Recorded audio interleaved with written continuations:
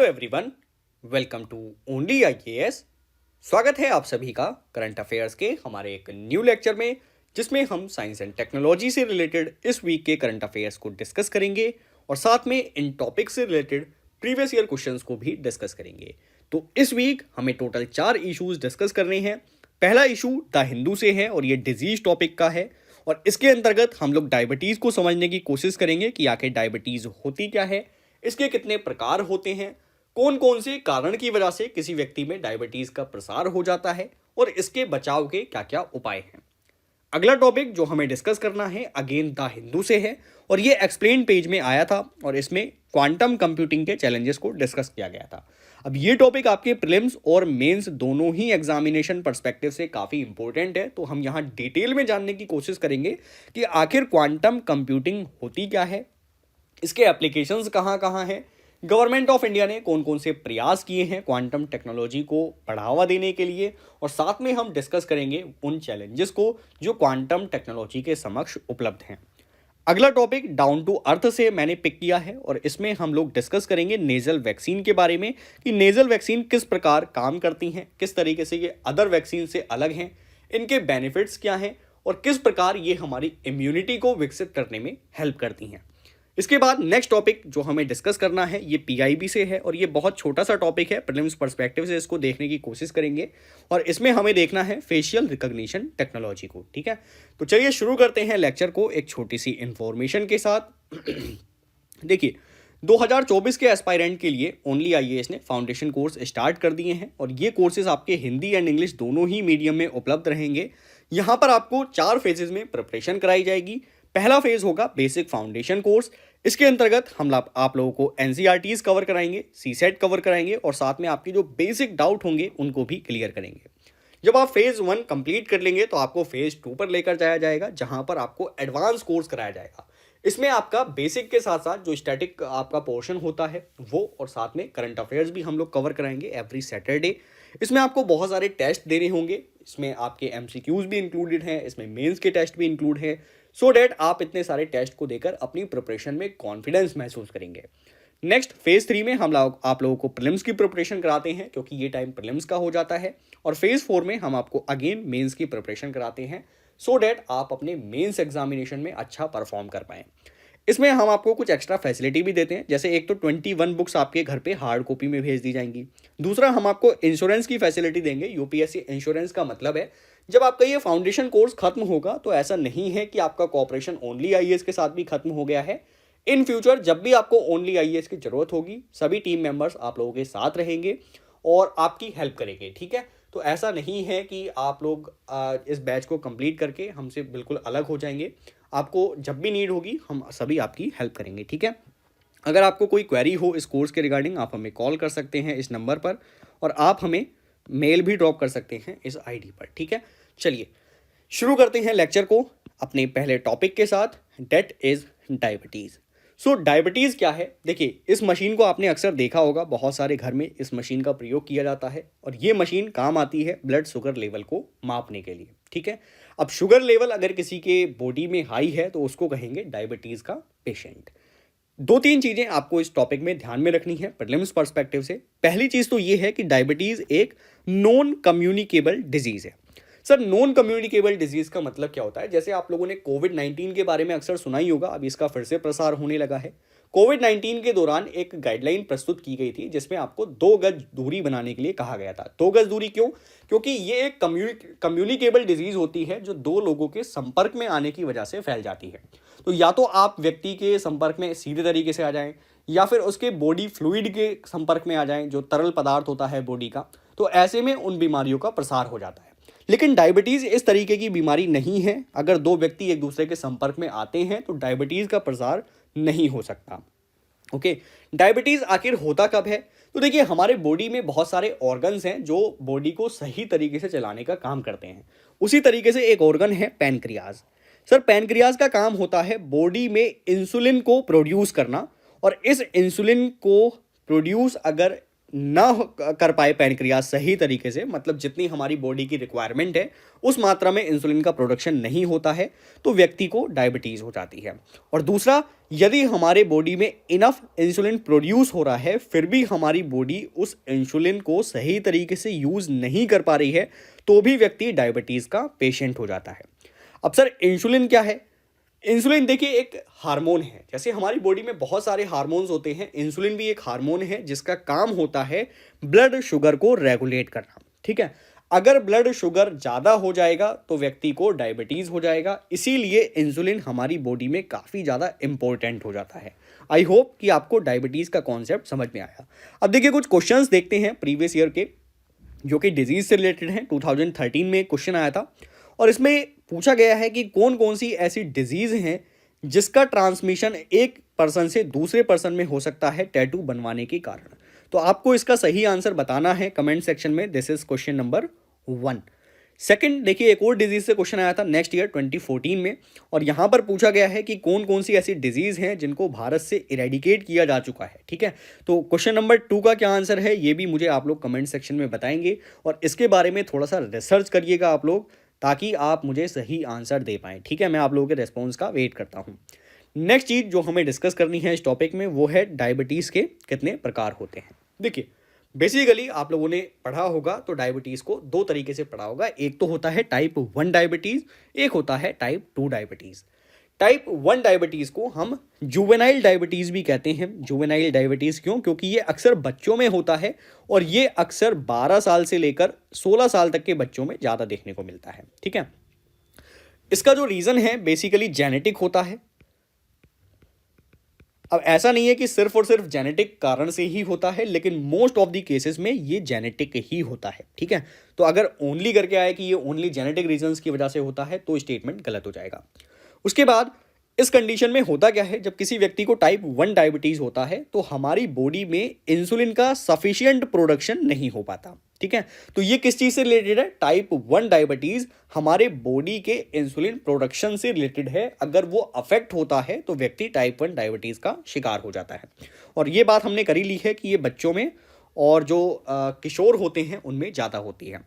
हालांकि इस बीमारी का प्रसार भारत में कम है, इवन वर्ल्ड में भी कम है, लेकिन ये काफ़ी ज़्यादा खतरनाक होती है। क्योंकि किससे खतरनाक होती है? टाइप 2 से। अब खतरनाक क्यों है? क्योंकि हमारे बॉडी में इंसुलिन का प्रोडक्शन नहीं हो रहा है, और इंसुलिन का प्रोडक्शन नहीं हो रहा है तो बच्चे बचपन से ही शुगर का मरीज हो जा रहे हैं। ठीक है, तो इसलिए ये काफ़ी ज़्यादा प्रॉब्लम क्रिएट करती है। अगर हम टाइप 2 डायबिटीज़ की बात करें तो टाइप 2 डायबिटीज़ में हमारी बॉडी सही तरीके से इंसुलिन का प्रयोग नहीं कर पाती।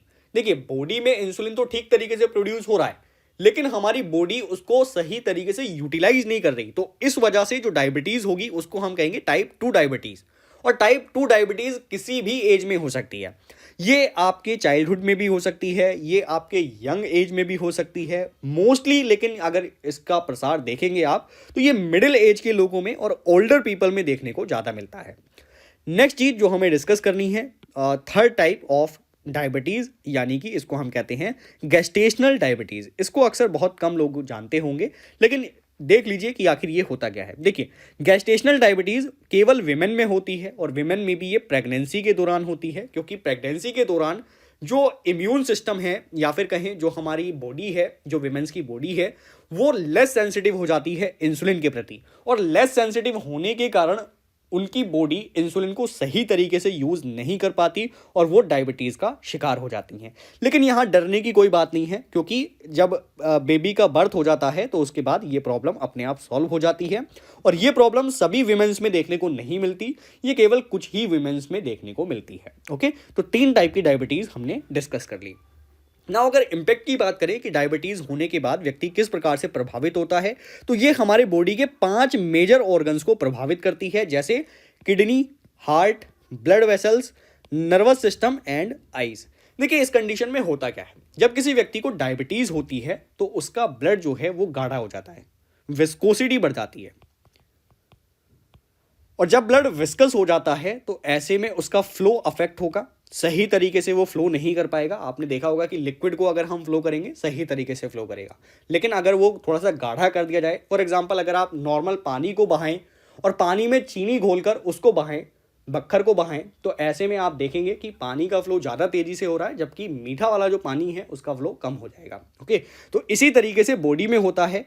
ब्लड अगर ठीक है, उसमें शुगर का कंटेंट नॉर्मल है, तो ऐसी कंडीशन में प्रॉब्लम नहीं होती है ब्लड को फ्लो करने में। लेकिन अगर वो शुगर की वजह से गाढ़ा हो गया तो हर ऑर्गन को वो प्रभावित कर सकता है। वो किडनी फेलियर का रीज़न भी बन सकता है, वहाँ पर उसकी फंक्शनिंग को अफेक्ट कर देगा, क्योंकि अगर ब्लड ग्लूकोज नहीं मिलेगा ऑर्गन्स को सही तरीके से, ब्लड का फ्लो सही तरीके से नहीं होगा, तो हार्ट, ब्लड वेसल सभी यहाँ पर अफेक्ट हो सकते हैं। ओके, तो काफ़ी ज़्यादा सीरियस ये हो जाता है। अगर हम फैक्टर्स की बात करें, डायबिटीज़ के लिए कौन कौन से फैक्टर्स रेस्पॉन्सिबल हैं। सबसे पहला तो सर अनहेल्दी डाइट। आप जानते होंगे कि भारत में या सभी जगह पर आजकल डाइट जो है वो बहुत ज़्यादा अनहेल्दी हो चुकी है। हम बाहर का खाना ज़्यादा पसंद करते हैं, घर का खाना कम पसंद करते हैं। तो ऐसी कंडीशन में अनहेल्दी डाइट आपको डायबिटीज़ का शिकार बना सकती है, तो अपनी डाइट का बहुत ज़्यादा आपको ध्यान रखना है। दूसरा, फिजिकल एक्टिविटी। ये सबसे बड़ी प्रॉब्लम है। देखिए, आजकल हम अपने फ़ोन डिवाइसेस से इतना ज़्यादा घिर चुके हैं कि हमें फिजिकल एक्टिविटी का टाइम ही नहीं मिलता। अगर आप टाइमर लगाएंगे अपने फ़ोन में और कैलकुलेट करेंगे कि आप एवरेज कितना फ़ोन यूज़ करते हैं, तो आप शॉक्ड हो जाएंगे, क्योंकि 5 से 6 घंटे, 8 घंटे तक भी इंडिया में फ़ोन यूज़ किए जाते हैं। नेक्स्ट थिंग जो डायबिटीज़ के लिए रेस्पॉन्सिबल है वो है use of alcohol, use of tobacco और ओवरवेट होना। आपको अपने भोजन पर नियंत्रण रखना चाहिए। ओवरवेट होना भी आपको एक एज में डायबिटीज़ का शिकार बना सकता है। ओके, तो ये चीज़ आपको ध्यान रखनी है अभी से। नेक्स्ट चीज़, अगर हम बात करें सॉल्यूशन की कि आप इस प्रॉब्लम को कैसे टैकल कर सकते हैं, तो सबसे पहली चीज़, अगर किसी व्यक्ति में डायबिटीज़ है तो उसका रेगुलर ग्लूकोज मॉनिटरिंग किया जाना चाहिए, सो डैट वो अपनी डाइट को सही तरीके से प्रिपेयर कर पाए और सही चीज़ों को वो कंज्यूम कर पाए। अगला हम क्या कर सकते हैं, हम आर्टिफिशियल पैनक्रियाज का यूज़ कर सकते हैं। आर्टिफिशियल पैनक्रियाज क्या करता है, हमारे बॉडी में जितना इंसुलिन चाहिए उस इंसुलिन को प्रोड्यूस करने का काम इसके द्वारा किया जाता है। देखिए, मैं आपको दिखा भी देता हूँ आर्टिफिशियल पैनक्रियाज। इसके 3 टोटल फंक्शन होते हैं। सबसे पहले यहाँ पर एक सेंसर लगा हुआ है। सेंसर क्या करेगा, आपके बॉडी में ब्लड शुगर को यानी कि ग्लूकोज को मेज़र करेगा कि उसका लेवल कितना है, और मेज़र करने के बाद इसको सेंड किया जाएगा एक पंप के पास, और इसमें यहाँ पर जब ये इंफॉर्मेशन पहुँच जाएगी तो ये बॉडी में इंसुलिन प्रोडक्शन का काम करेगा कि अच्छा, शुगर की मात्रा इतनी ज़्यादा हो गई है तो मुझे कितना इंसुलिन प्रोड्यूस करना है, सो डैट मैं उसको न्यूट्रलाइज कर सकूं। और ये सारी इन्फॉर्मेशन फिर शेयर की जाती है मोबाइल डिवाइस पर, और मोबाइल डिवाइस पर जब ये इन्फॉर्मेशन शेयर होती है तो व्यक्ति अपनी डाइट पर कंट्रोल कर पाता है। तो ये फंक्शन होते हैं आर्टिफिशियल पैनक्रियाज के। ठीक है, तो ये टॉपिक हमारा यहाँ कंप्लीट हो जाता है। इसके अलावा आपको इस टॉपिक पे कुछ भी डिस्कस नहीं करना है। सो नेक्स्ट टॉपिक जो हमें डिस्कस करना है वो है क्वांटम कंप्यूटर, और ये हमारे लिए काफ़ी ज़्यादा इम्पोर्टेंट है। ठीक है, देखिए, कंटेक्स्ट ये है कि बहुत सारे इंस्टीट्यूट हों, चाहे कंपनीज़ हों, चाहे गवर्नमेंट हों, वो क्वांटम कंप्यूटिंग पर काफ़ी ज़्यादा स्पेंडिंग कर रही हैं। तो ऐसे में क्वांटम कंप्यूटिंग को समझना हमारे लिए इम्पोर्टेंट है। और साथ में देखिए, 2022 का एक क्वेश्चन दिखाता हूँ आपको। 2022 में क्वेश्चन आया है कि क्यूबिट एक टर्म है जो कभी कभी न्यूज़पेपर में आपको देखने को मिलता है, इसको किस कंटेक्स्ट में यूज़ किया जाता है। तो इसका क्या आंसर है आप लोग मुझे कमेंट सेक्शन में बताएंगे। This is question number 3। चलिए, क्वांटम कंप्यूटिंग को समझने की कोशिश करते हैं। देखिए, सबसे पहले आप समझिए कि क्वांटम मैकेनिक्स क्या होता है। हालांकि ये जो टॉपिक है वो आप लोगों के लिए टिपिकल लग सकता है, लेकिन हमारा काम ही है साइंस एंड टेक्नोलॉजी को इजी बनाना।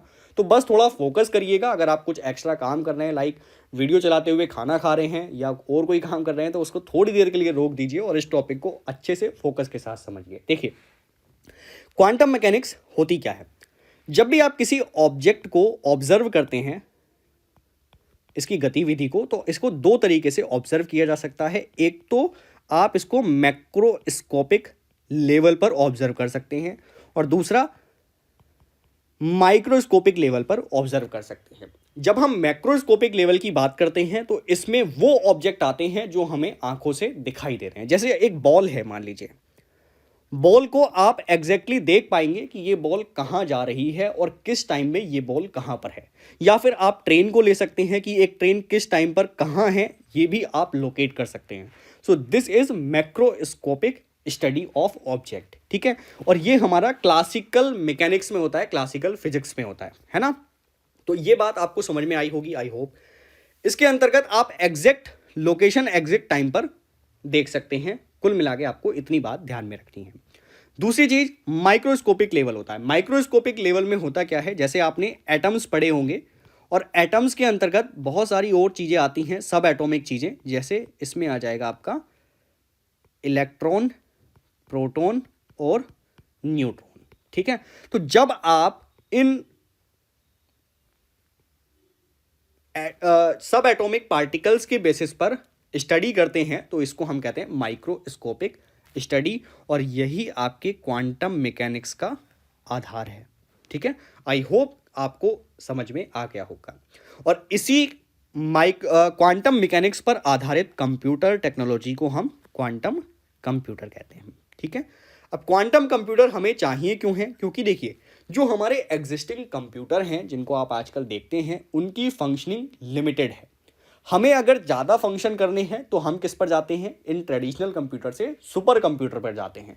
लेकिन ये जो क्वांटम कंप्यूटर हैं ये सुपर कंप्यूटर से भी और ज़्यादा फास्ट होंगे। तो हाई लेवल की प्रोसेसिंग करने के लिए, डेटा को एनालाइज करने के लिए हम क्वांटम कंप्यूटर का यूज़ करते हैं। ठीक है, चलिए नेक्स्ट थिंग जो हमें डिस्कस करनी है, क्वांटम कंप्यूटर किन चीज़ों पर बेस्ड होता है, किन प्रिंसिपल्स पर ये आधारित होता है। तो 3 चीज़ें आपको यहाँ ध्यान में रखनी है। ये टेक्निकल चीज़ें हैं लेकिन काफ़ी ज़्यादा इंपॉर्टेंट हैं। तो पहली चीज़ जो आपको ध्यान में रखनी है वो है इंटेंगलमेंट। सर इंटेंगलमेंट क्या होता है, इसको बहुत ही ईजी एग्जाम्पल से मैं समझाने की कोशिश करता हूँ। देखिए मान लीजिए 2 दोस्त हैं और वो दोनों मॉल में जाते हैं। ठीक है, और मॉल में केवल 2 टी शर्ट्स मौजूद हैं। ठीक है, एक का कलर है ब्लू और दूसरी टी शर्ट का कलर है रेड। अब ये दोनों व्यक्ति मान लीजिए एक दूसरे के साथ इंटेंगल्ड हो गए। इंटेंगल्ड होने का मतलब है, आपको पता है कि ये दोनों दोस्त आज मॉल में गए हैं और मॉल में जाने के बाद मॉल में केवल 2 ही टी शर्ट उपलब्ध हैं, एक ब्लू कलर की, एक रेड कलर की। तो आपके सामने ये दोनों व्यक्ति एक साथ नहीं आए। मान लीजिए ए व्यक्ति आपके सामने से गुजरा तो ए व्यक्ति ने रेड कलर की टी शर्ट पहनी हुई है, तो आपको एग्जैक्ट टाइम पर इंफॉर्मेशन मिल जाएगी कि जो हमारा बी व्यक्ति है उस व्यक्ति ने कौन सी टी शर्ट पहनी होगी, बी व्यक्ति ने ब्लू टी शर्ट पहनी होगी। तो इस तरीके से ये इंटेंगल्ड कहलाते हैं एक दूसरे के साथ। आई होप आपको समझ में आया होगा। तो इससे इजी तरीका और कुछ नहीं हो सकता इसको समझने के लिए। ठीक है, तो इसमें होता क्या है, कम्युनिकेशन बहुत ज़्यादा फास्ट हो गया। मान लीजिए ए व्यक्ति, हम कह देते हैं कि ए व्यक्ति आपके घर के पास रहता है और बी व्यक्ति बहुत ज़्यादा दूर रहता है। ठीक है, मान लीजिए स्पेस में चला गया और आपको पता है कि दोनों ने मॉल से टी शर्ट खरीदी थी और आपने ए व्यक्ति को देखा कि इसके पास अगर ब्लू शर्ट है, ब्लू टी शर्ट है, तो बी व्यक्ति के पास एग्जैक्टली सेम टाइम पर कौन सी होगी, रेड टी शर्ट होगी। ओके, तो यहां पर बहुत फास्ट कम्युनिकेशन होता है, स्पीड ऑफ लाइट से भी फास्ट कम्युनिकेशन। लाइट को भी ट्रैवल करने में कुछ टाइम लगता है, लेकिन यहां पर किसी एक ऑब्जेक्ट को पकड़ के ही आप दूसरे ऑब्जेक्ट के बारे में एग्जैक्ट इंफॉर्मेशन प्राप्त कर लेते हैं। This is known as entanglement. ठीक है, तो इंटेंगलमेंट आपको आई होप अच्छे से समझ में आया होगा। दूसरा जो प्रिंसिपल है क्वांटम कंप्यूटिंग का वो है सुपरपोजिशन। सर सुपरपोजिशन क्या होता है? देखिए आपने पढ़ा होगा, जब आपने फिजिक्स पढ़ी होगी या फिर अगर आपका साइंस बैकग्राउंड नहीं है फिर भी 10 तक तो आपने साइंस पढ़ा ही होगा। तो आपने एक चीज़ पढ़ी होगी कि हम किसी भी पार्टिकल को देखें तो वो केवल एक ही पोजीशन में हो सकता है, वो अलग अलग पोजीशन में नहीं हो सकता। फॉर एग्जांपल अगर आप पढ़ाई कर रहे हैं तो या तो आप टेबल पे बैठे हुए होंगे, या फिर आप सोफे पर बैठे हुए होंगे, या फिर आप बेड पर लेटे हुए होंगे। ठीक है, तो एक ही समय में आप तीनों जगह नहीं हो सकते कि आप टेबल पे भी बैठे हुए हैं, आप बेड पे भी दिखाई दे रहे हैं, आप सोफे पर भी दिखाई दे रहे हैं। इस तरीके से तो नहीं हो सकते ना। लेकिन क्वांटम कंप्यूटर क्या करता है, ये सुपर पोजिशन में वर्क करता है। सुपर पोजिशन का मतलब होता है कि यहां पर स्थिति कुछ भी हो सकती है, एक ही पार्टिकल, एक ही ऑब्जेक्ट अलग अलग जगह पर उपस्थित हो सकता है। ठीक है, इसके लिए एक एग्जाम्पल लेता हूं मैं। मान लीजिए एक बॉक्स है, इस बॉक्स में एक जहर का प्याला रखा हुआ है और साथ में एक कैट है और इसको बंद कर दिया गया। ये मतलब ब्लैंक बॉक्स है, एकदम बंद बॉक्स है। अब यहां कंडीशन क्या है, जब तक आप इस बॉक्स को खोलेंगे नहीं तब तक कंडीशन दोनों आपको लगेगा कि दोनों ही कंडीशन हो सकती हैं, या तो कैट अलाइव होगी या फिर कैट डेड होगी। जब तक आप इसको ओपन नहीं करेंगे आपको कुछ नहीं पता लगेगा। सो मतलब एक ही टाइम पर आपके पास दो इंफॉर्मेशन है। सो इसी चीज को हम कहते हैं सुपर पोजिशन। अब देखिए, हमारे जो ट्रेडिशनल कंप्यूटर्स होते हैं, ट्रेडिशनल कंप्यूटर या फिर क्लासिक कंप्यूटर बिट पर वर्क करते हैं। सर बिट का मतलब क्या होता है? ये वन और जीरो को एक साथ स्टोर नहीं कर सकते, ये या तो वन को ही स्टोर कर सकते हैं या फिर जीरो को स्टोर कर सकते हैं। वन का मतलब है आपका कंप्यूटर ऑन हो गया और जीरो का मतलब है आपका कंप्यूटर ऑफ हो गया। लेकिन अगर हम क्वांटम कंप्यूटर की बात करें तो इसमें सुपर पोजिशन होता है, यानी कि ये वन और जीरो दोनों ही इंफॉर्मेशन को एक साथ स्टोर कर सकता है। आई होप कि आपको ये बात समझ में आई होगी। अगर कोई परेशानी हो रही है थोड़ा सा बैक करिएगा वीडियो को और दोबारा से चीज़ों को समझने की कोशिश करिएगा। ये सबसे इजी मेथड है क्वांटम कंप्यूटर को समझने का। थर्ड थिंग जो क्वांटम कंप्यूटिंग में आपको ध्यान में रखनी है वो है क्यूबिट्स या फिर क्वांटम बिट्स, जिस पर क्वेश्चन पूछा गया था। और क्वांटम बिट्स क्या है? क्वांटम बिट्स एक्चुअल में यही है, मतलब हमारा जो क्वांटम कंप्यूटर है वो एक ही टाइम में जीरो और वन दोनों ही इनपुट को रख सकता है। ओके, चलिए, तो मैंने बिट के बारे में देखिए यहाँ पर लिख दिया है, क्यूबिट के बारे में ये इन्फॉर्मेशन लिख दी है। आप स्क्रीनशॉट लेकर भी इसको पढ़ सकते हैं और मैं पीडीएफ भी टेलीग्राम में प्रोवाइड करवा दूंगा ताकि आपको बाद में प्रॉब्लम ना आए। ओके, तो जो भी चीज़ें हमने डिस्कस की हैं वो यहाँ पर लिखी हुई हैं। चलिए बात करते हैं एप्लीकेशन की। क्वांटम टेक्नोलॉजी को हम कहाँ कहाँ यूज़ करेंगे? तो सबसे पहले तो हम इसे क्वांटम सुप्रीमेसी के लिए यूज़ कर सकते हैं।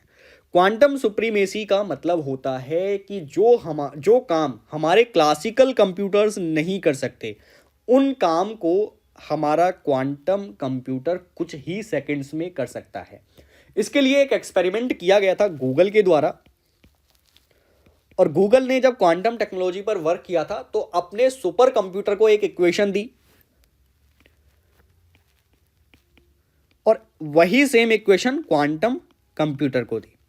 तो सुपर कंप्यूटर के द्वारा उस इक्वेशन को सॉल्व करने में जितना समय लगा उससे बहुत ही कम समय क्वांटम कंप्यूटर ने लिया। फॉर एग्जांपल, अगर 10 मिनट लगे हों सुपर कंप्यूटर को एक इक्वेशन को सॉल्व करने के लिए, तो क्वांटम कंप्यूटर को एक मिनट से भी कम लगेगा, है ना। ये सेकंड्स में ही काम कर देगा। तो इस तरीके की हाई स्पीड होती है क्वांटम टेक्नोलॉजी में। तो जो भी हमारी लिमिटेशन है ना क्लासिकल कंप्यूटर के साथ, उसको क्वांटम सुप्रीमेसी के साथ हम सॉल्व कर सकते हैं। उसके अलावा यहाँ नेविगेशन काफ़ी ज़्यादा रिलायबल हो सकता है, क्योंकि हमने इंटेंगलमेंट जब समझा था, इंटेंगलमेंट के अंतर्गत हमें एग्जैक्ट इन्फॉर्मेशन सेम टाइम पर मिल रही थी। अगर मान लीजिए स्पेस में भी कोई एक पार्टिकल है और दूसरा पार्टिकल हमारे सामने है, तो हम इस पार्टिकल की इंफॉर्मेशन के बेसिस पर इस पार्टिकल की इंफॉर्मेशन जान जाएंगे। सो इसी को इंटेंगलमेंट कहते हैं और यहाँ पर कम्युनिकेशन बहुत ज़्यादा फास्ट हो जाता है। उसके अलावा टाइमिंग सिस्टम भी बहुत ज़्यादा यहाँ पे इम्प्रूव हो जाएगा। जो हम एटॉमिक वॉचेस यूज़ करते हैं, एटॉमिक घड़ी यूज़ करते हैं, उसकी जगह भी क्वांटम टेक्नोलॉजी आप यूज़ कर सकते हैं। इससे कम्युनिकेशन काफ़ी ज़्यादा सिक्योर भी हो जाता है। इसको आप यूज़ कर सकते हैं डिज़ास्टर मैनेजमेंट के लिए, क्योंकि इसमें प्रेडिक्शन बेटर हो जाता है। प्रेडिक्शन बेटर कैसे होगा? जैसे हमने कैट का एग्जाम्पल लिया था, तो वहाँ पे दोनों ही पॉसिबिलिटीज़ हैं कि या तो कैट मर गई होगी या फिर कैट जीवित होगी। तो यहाँ प्रेडिक्शन जो है काफ़ी अच्छे तरीके से किए जा सकते हैं। तो डिज़ास्टर मैनेजमेंट में भी ये हेल्प करेगा और कोविड-19 जैसी प्रॉब्लम जो बढ़ रही है उसके स्प्रेड को अंडरस्टैंड करने में भी क्वांटम कंप्यूटर आपकी हेल्प करेगा। अगर चैलेंजेस को देखें तो सर कुछ चैलेंजेस हैं इसके सामने, और प्रैक्टिकल क्वांटम कंप्यूटर को बनाने के लिए कम से कम आपको 1000 क्यूबिट्स की आवश्यकता होती है। और अभी तक का जो बिगेस्ट क्वांटम प्रोसेसर है, देखिए प्रोसेसर का मतलब होता है जो कंप्यूटर में प्रोसेसिंग करने का काम करता है। मतलब आपने जैसे कुछ इनपुट दिया, तो इनपुट देने के बाद ये क्या होगा, प्रोसेसर के पास जाएगा और प्रोसेसर इनपुट को ग्रहण करके आपको फिर आउटपुट देगा। ठीक है, तो इसमें 1000 क्यूबिट्स की आवश्यकता होती है। लेकिन अभी तक का जो सबसे बड़ा प्रोसेसर बनाया गया है क्वांटम कंप्यूटर के लिए, वो 433 क्यूबिट्स का प्रयोग करता है। ओके, तो अभी हमें बहुत हाई लेवल तक पहुंचना बाकी है। उसके बाद जो हमने सुपर पोजिशन डिस्कस की थी, सुपर पोजिशन केवल कुछ ही स्पेसिफिक कंडीशन में आपको दिखाई देंगी। जैसे कि इस पोजीशन पर पहुंचने के लिए आपको टेम्परेचर बहुत कम चाहिएगा, लगभग 0.1 केल्विन टेम्परेचर। ओके, इसके अलावा रेडिएशन शील्डिंग चाहिएगी। रेडिएशन शील्डिंग का मतलब होता है जहां पर ये कंप्यूटर रखा है वहां पर किसी भी तरीके का रेडिएशन नहीं आना चाहिए, वरना कंप्यूटर को डैमेज हो जाएगा, ये सही तरीके से फंक्शनिंग नहीं कर पाएगा। उसके अलावा फिजिकल शॉक से भी आपको इसको बचाना है। देखिए, फिजिकल शॉक से तो कोई भी चीज़ खराब हो सकती है, आप अपना फ़ोन अगर गिरा देंगे तो वो भी खराब हो सकता है, तो उसी तरीके से इसको भी आपको फिजिकल शॉक से बचाना होगा। ओके, नेक्स्ट अगर हम बात करें, ये चैलेंजेस नहीं है, ये गवर्नमेंट के स्टेप्स हैं, तो इसको रिमूव करके गवर्नमेंट स्टेप लिख लीजिएगा। सो गवर्नमेंट के स्टेप्स की बात करें, 2021 में इंडियन गवर्नमेंट ने एक मिशन लॉन्च किया था जिसका नाम है national mission on quantum technology, जिसका ऑब्जेक्टिव था क्वांटम टेक्नोलॉजी को अंडरस्टैंड करना, और इसके लिए हमारी गवर्नमेंट ने 8,000 करोड़ रुपए इन्वेस्ट किए थे। इसके अलावा इंडियन आर्मी ने भी इस तरफ वर्क किया है। इंडियन आर्मी ने एक क्वांटम रिसर्च फैसिलिटी को ओपन किया है मध्य प्रदेश में, और साथ में जो हमारा डिपार्टमेंट है साइंस एंड टेक्नोलॉजी का, उन्होंने भी पुणे में इस प्रकार की एक फैसिलिटी को लॉन्च किया है। ठीक है, आई होप कि ये टॉपिक आपको सही तरीके से समझ में आ गया होगा। नेक्स्ट टॉपिक जो हमें डिस्कस करना है, ये काफ़ी छोटा सा टॉपिक है लेकिन प्रीलिम्स एग्जामिनेशन पर्सपेक्टिव से इंपॉर्टेंट है। ये है फेशियल रिकॉग्निशन टेक्नोलॉजी। इसका कंटेक्स्ट क्या है, कंटेक्स्ट में आपको बता देता हूं थोड़ा सा। देखिए, राज्यसभा में एक क्वेश्चन पूछा गया था कि हमारे देश में टेक्नोलॉजी जो है वो लगातार ग्रो कर रही है, तो ऐसे में आईटी मिनिस्टर ये जवाब दें कि फेशियल रिकॉग्निशन टेक्नोलॉजी से रिलेटेड जो डेटा आप स्टोर करेंगे उसकी सुरक्षा आप किस प्रकार से करेंगे। ठीक है, तो डेटा की सुरक्षा को लेकर ये क्वेश्चन है। देखिए, समझिए पहले फेशियल रिकॉग्निशन टेक्नोलॉजी होती क्या है। जैसे कि आप लोगों ने बहुत सारे फोन्स में भी ये टेक्नोलॉजी देखी होगी कि फ़ोन को अनलॉक करने के लिए आपका फ़ोन क्या करता है, आपके फेस को स्कैन करता है और उसके बेसिस पर आपका फ़ोन अनलॉक हो जाता है। तो वो क्या कर रहा है, वो भी बेसिकली आपके फेस को रिकॉग्नाइज कर रहा है। ठीक है, तो यहाँ ह्यूमन फेस को टेक्नोलॉजी के माध्यम से रिकॉग्नाइज किया जाता है और इसमें बायोमेट्रिक्स डेटा का यूज़ किया जाता है।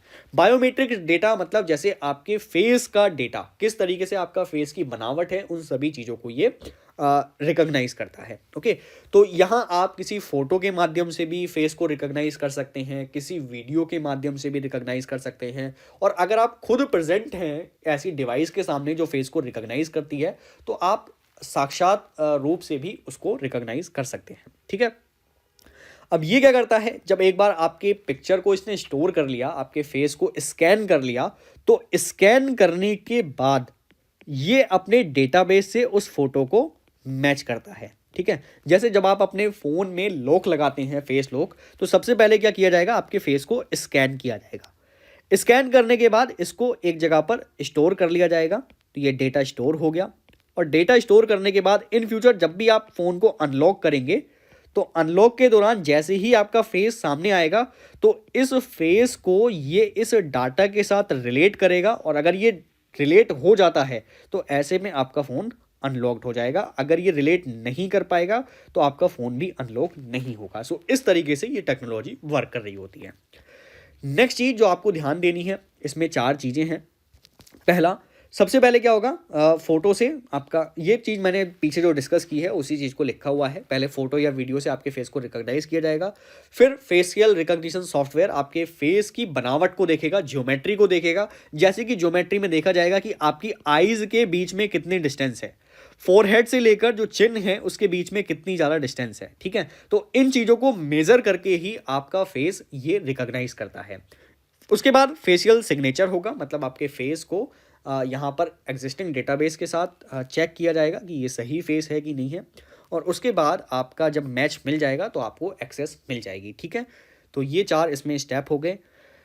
नेक्स्ट टॉपिक जो हमें डिस्कस करना है वो नेज़ल वैक्सीन है। अब नेज़ल वैक्सीन के बारे में भी थोड़ा सा समझ लीजिए। देखिए, हमारे देश में रिसर्चर्स जो हैं वो लगातार नेज़ल वैक्सीन को डेवलप करने पर फोकस कर रहे हैं, और ये एक अल्टरनेटिव अप्रोच होगा इफेक्टिवनेस को बढ़ाने के लिए, क्योंकि कोविड-19 अभी आप जान रहे होंगे कि नई लहर उसकी फिर से आ रही है और ये बहुत तेज़ी से प्रसार हो रहा है। चाइना में इसका प्रसार बहुत ही ज़्यादा तेज़ी से देखा जा रहा है। ठीक है, तो नेज़ल वैक्सीन को समझिए, इसका फंक्शनिंग आखिर होती कैसे है।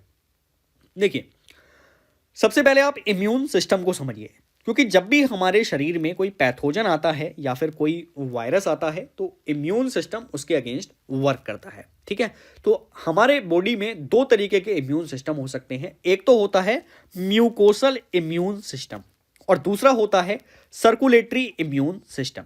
तो हिंदी में इसको कहेंगे प्रतिरक्षा प्रणाली। प्रतिरक्षा प्रणाली में सबसे पहले म्यूकोसल इम्यून सिस्टम को समझिए। म्यूकोसल इम्यून सिस्टम किस तरीके से काम करता है? देखिए, हमारे बॉडी में बहुत सारे ऐसे ऑर्गन हैं जहां से एक स्टिकी पदार्थ निकलता है। जैसे आपकी नोज हो गई, ईयर्स हो गए, आईज हो गई, ठीक है। इवन आपका जो जहां से आप जैसे आप कह सकते हैं कि भोजन को निगलते हैं, तो भोजन को निगलने के दौरान भी उसमें बहुत सारे फ्लूइड्स मिलते हैं, ठीक है। तो आपके माउथ में भी ये स्टिकी पदार्थ होता है। तो स्टिकी पदार्थ बहुत जगह आपके बॉडी में मौजूद हो सकता है। तो म्यूकोसनल इम्यून सिस्टम आपके बॉडी के स्टिकी पदार्थ के माध्यम से पैथोजन को रोकने का काम करता है। जैसे कि आपने देखा होगा, आप जानते होंगे कि कोविड किस वजह से फैलता है। कोविड फैलता है संपर्क में आने की वजह से। जैसे आप अगर कोविड से संक्रमित जो व्यक्ति है उसके संपर्क में आ जाएं, तो उसके जो रेस्पिरेटरी सिस्टम से कुछ ड्रॉपलेट्स निकल रही हैं, अगर उसको दूसरा व्यक्ति इनहेल कर ले तो ऐसे में वो अफेक्ट हो जाएगा। तो किन वजह से होता है ये? या तो उसके ड्रॉपलेट्स नोज के थ्रू बॉडी में जाएंगे या फिर माउथ के थ्रू बॉडी में जाएंगे।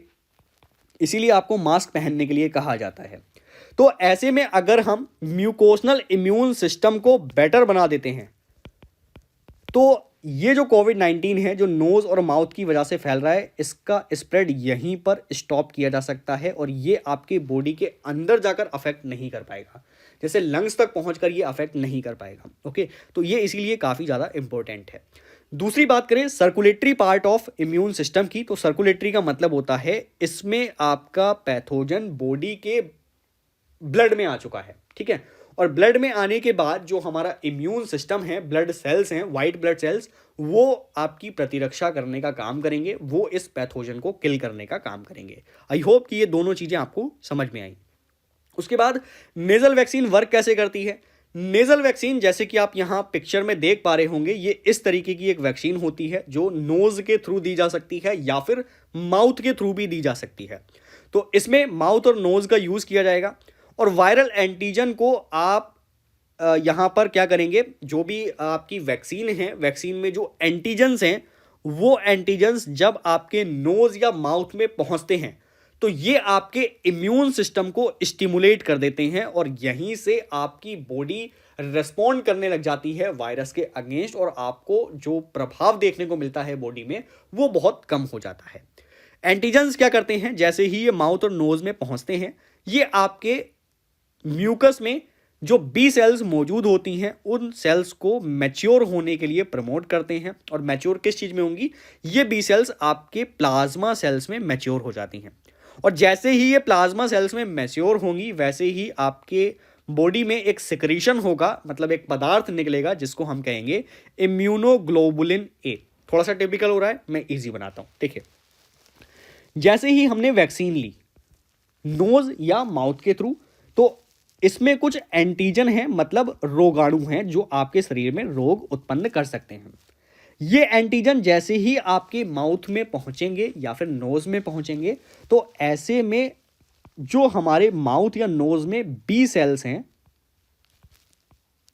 ये बी सेल म्यूकस में उपस्थित प्लाज्मा सेल को या फिर कहें प्लाज्मा सेल में मैच्योर हो जाती हैं, ठीक है। तो एंटीजन जैसे ही एंटर हुआ बॉडी में वैसे ही हमारी बी सेल को प्लाज्मा सेल में मैच्योर कर दिया जाता है और फिर प्लाज्मा सेल से एक सिक्रीशन होता है, एक पदार्थ निकलता है जिसको इम्यूनोग्लोबुलिन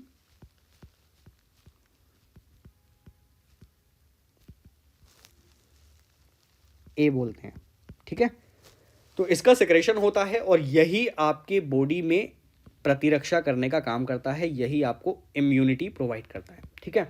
अब ये जैसे ही इम्यूनोग्लोबुलिन ए प्रोड्यूस हुआ म्यूकस में, फिर इसको पूरी बॉडी में सेंड कर दिया जाता है, होल बॉडी। और आपके बॉडी में जितने भी फ्लूइड्स हैं उन सभी में इसको पहुंचा दिया जाएगा और फिर बॉडी के हर फ्लूइड से आपको रिस्पॉन्स मिलने लगेगा किसी भी पैथोजन के अगेंस्ट, ठीक है। तो नेजल वैक्सीन इस तरीके से काम कर रही होती है और जो हमारे इन्फेक्टेड एरियाज़ हैं माउथ और नोज़, वहीं से हम प्रतिरक्षा शुरू कर देते हैं और ये हमारे बॉडी में अंदर नहीं जा पाते और जो हमारे लंग्स प्रभावित हो सकते हैं उसको भी काफ़ी हद तक ये प्रिवेंट कर देते हैं। ओके, तो नेज़ल वैक्सीन में इतना ही। इसके अलावा आपको साइंस एंड टेक्नोलॉजी में इस वीक कुछ भी नहीं पढ़ना है। और आई होप कि ये टॉपिक आपको समझ में आए होंगे। अगर कोई टॉपिक ऐसा है जो मुझसे मिस हो गया है, आप उसको कमेंट सेक्शन में लिख सकते हैं। और अगर आपके कोई डाउट हो इस कोर्स से रिलेटेड या फिर इस क्लास से रिलेटेड या प्रीवियस क्लासेस से रिलेटेड भी, तो आप वो मुझसे पूछ सकते हैं कमेंट सेक्शन में। ओके, तो चलिए यहाँ पर स्टॉप करते हैं लेक्चर को और मिलते हैं न्यू लेक्चर में न्यू टॉपिक्स के साथ। Thank you so much.